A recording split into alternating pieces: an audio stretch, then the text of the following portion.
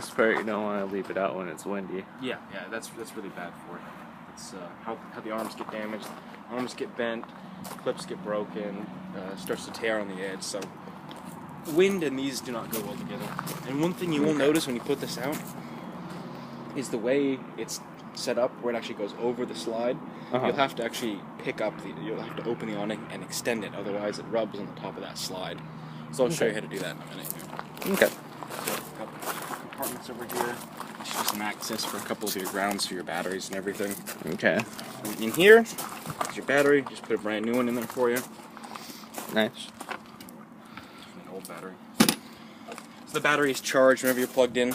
It's charged off a converter. So whenever you're plugging your converter is always putting 13.8, 14 volts into there. Okay. And that's what runs all the lights and all the 12 volt systems. Okay. And then when you unplug, you still get 12 volt power off the battery, but it's only the battery, so it doesn't last forever. Especially when you're running all your lights and that kind of stuff. Well, how long would it last, being kind of conservative on that? If you were just dry camping, if you like left all the lights off and just used it for like the hot water heater and that kind of stuff, it would last say like a week and a half or something like that. You just every time you turn a light on, it drains it a little bit. You turn all those lights on, you put a meter across it, and you can actually watch it drop on there. So, got a lot of lights inside there. Bunch of propane tanks here. We just went and refilled those the other day, so they are completely filled. They look good? Yep. Okay. I'm inspected and everything. They passed. So we'll fill them up. Alright. Here, storage compartment. That's actually your hot water heater back there. Okay. And there's an access panel for that on the other side, and everything on this is controlled from the inside. Okay. So all the ignition for the hot water heater, the fridge, all that stuff is all automatic from the inside. So once you just turn it on, it does it automatically. From what I heard, there's supposed to be a kind of like a fuse or something, or For what? what is it called? It's kind of like on your water heater at home. You have that little what do they call that? The pilot light or pilot flame or something. Now this one has you ever use like a barbecue where you turn on the gas and you hold the igniter and it like arcs across and lights the gas like that? Yeah. That's what this does. So there's a little piezo igniter diode in there, so that when you turn it on the inside, the gas turns on and it arcs, and that's what lights it automatically. And then when you turn it off, the flame turns off completely. The only thing on this that uses a pilot light is your oven. That's it. The furnace doesn't use one, the water heater doesn't use one, the fridge doesn't use one. Awning rod for bringing out your awning, which we'll do in a minute. Okay. This is the exhaust for your furnace over here. It's about 500 degrees, so don't really put anything in front of it that's hot or meltable, that's soft or meltable. Somebody said to put a screen in front of it. You can get they call them mud dauber screens. Yeah. Just keeps I'm not sure if we need that in here or. Not really. If it's going to be sitting for a while, it can be useful, but if you're using it, nothing gets in there anyway, because it gets cooked as soon as it goes in there. But if you're storing it for a while, it's a big thing out in the Midwest, because they get a lot of bees and insects and that kind of stuff. Then you go to try and start it, and there's a bee's nest on your gas valve or something. Okay. But this one you don't have to worry about it too much, especially with the area we're in. It's not very prevalent. So you got outlets for the outside. Yeah, it's just a lot of YouTubers were saying to get a mud dauber net. Yeah, well, but I wasn't sure if that was something in Washington or. Oh, you can not, get them. but They have them just at the RV parts places around here. And you take those 4 screws out, and just put the screen over, and just put the 4 screws back in, and that's it. It takes a minute. It's pretty easy. Okay. This is just fridge, freezer. Okay. What's that hanging out there? This? Yeah. So your fridge has a bunch of metal tines in the back that are attached to the sodium chlorate cooling unit. And as it cools down, ice starts to form on the tines of the thermocouple in the back. So a heat sink actually. And so as the fridge warms up again, once you turn it off, that ice in the back and condensation starts to drip off, and it goes into a tray, and it just runs out on the back here. Otherwise, so people like to stick them out here and get them outside of the compartment. I'm not sure what that's from. But they get them outside the compartment. Otherwise, if you put this in there, you have a wood floor on here, and it's inside the coach, and it just drips, then it gets all soggy. So you can kind of... It's not rust or anything, right? No, it's just water. Okay. Yeah, so you can see how it just comes down from up here and runs out. And if you leave this inside the compartment, it'll drip on there. So. Okay. This is a wiring diagram here. It's just It's just normal corrosion. See, okay. this stuff is like that thick, so you have to get a substantial amount of rust to do anything to it. You know, the cooling units, they all get that just because the powder coat starts to wear off after a while. But the nice thing about this is it could be like that for the next 20 years because it doesn't really get a lot of exposure to anything because it's inside a compartment here. Okay. So. Yep. And that's just it's a gas sealant right here on the gasket. Okay. And this is your the range on your stove. So that's the exhaust that's port the for exhaust vent. Yeah. What about that one on top here? That's for the freezer. For the freezer. Yep. This is the other side of your awning. You got your kick down jacks right here for stabilizing it. Because when you're walking around in the back, you'll notice it kind of just bounces a little bit without those down because you have so much distance behind the axles. So you get like a spring effect where the weight transfer tries to move the coach a little bit. So you just crank those down with the crank and they just touch them to the ground.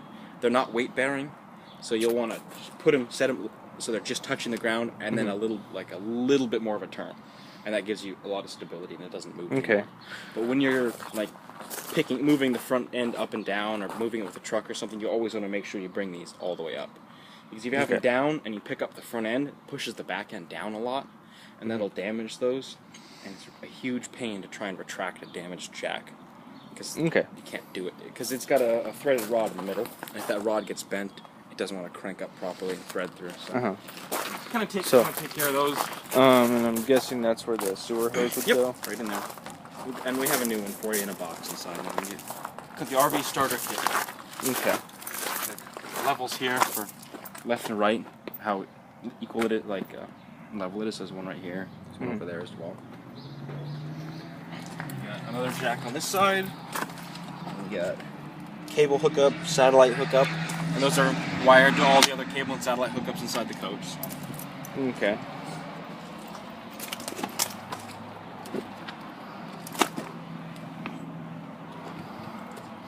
Yeah, it looks like the cap's gone on this side. Oh, yeah. I think I might have another one in the garage. I'll take a look in a minute here. Okay. And here you've got. Any questions about anything so far? Not really. Seems like everything looks pretty good so far. And you've got storage compartments here under the couch, that kind of stuff. Yeah. And all these compartments, they latch and they lock. So you get the cam latch for when you don't want to lock them, you want to get in and out easily. And you got to lock. And there's the foam's not worn out around there. No. See, you can see it in the back there. These really don't leak that much, even if the foam is gone, which is kind of nice. I wasn't talking about leaking. Oh, what did you mean? Air. Oh, air. There's a curve. But no, you can see the foam still fine on here. Could see it. Yeah. It's kind of worn there. If you wanted to replace that, you can they make just that like stick-on insulation foam that you can get in like a big roll this wide. This is all just essentially what that is. So it's just adhesive. You can peel it off, scrape it off, and just put a new one over it if you wanted to. Okay.